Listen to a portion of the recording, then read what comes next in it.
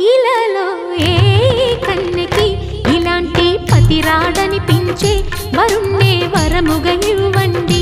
కని విని ఎరుగని వేడుకతో వివాహం జరిపించాలి.